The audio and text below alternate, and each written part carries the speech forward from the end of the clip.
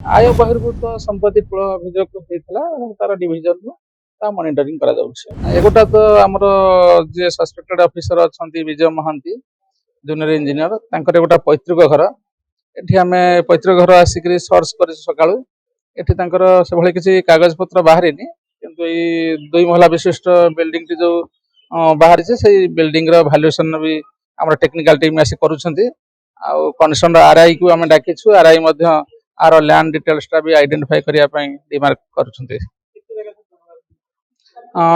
5 ରୁ 7ଟି ଟିମ୍ ବିଭିନ୍ନ ସ୍ଥାନରେ ଚଢ଼ଉ ଜାରି ରଖିଛନ୍ତି। ବର୍ତ୍ତମାନ ଆମର ଟିମ୍ରେ 10 ଜଣ ଅଛନ୍ତି ଏବଂ ଅନ୍ୟାନ୍ୟ ଟିମ୍ରେ ଏକାଧିକ ଅଫିସର ଅଛନ୍ତି। ଯେପର୍ଯ୍ୟନ୍ତ ଆମେ ଏଇ ଚଢ଼ଉ ସିଦ୍ଧାନ୍ତରେ ପହଞ୍ଚିନୁ ଏବଂ ଇନଫର୍ମେସନ ଯାହା ସମୟ ଅନୁସାରେ ବାହାରୁଛି ସେ ଇନଫର୍ମେସନ ଚଢ଼ଉ କଣ୍ଟିନ୍ୟୁ କରାଯିବ। ଏଠି ତାଙ୍କର ପୈତୃକ ଘର ଯେହେତୁ ତାଙ୍କର ଘରର ଭ୍ୟାଲୁଏସନ ଏବଂ ଘରର କାଗଜପତ୍ର ଏବଂ ବିଭିନ୍ନ ଜମିଜମା ସମ୍ବନ୍ଧୀୟ ବ୍ୟାଙ୍କ ଯେକୌଣସି ସେ ଜେଇଙ୍କର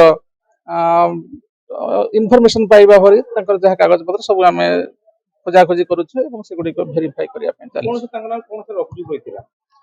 ଆୟ ବହିର୍ଭୂତ ସମ୍ପତ୍ତି ଠୁଳ ଅଭିଯୋଗ ହେଇଥିଲା ଏବଂ ତାର ଡିଭିଜନରୁ ତା ମନିଟରିଂ କରାଯାଉଛି।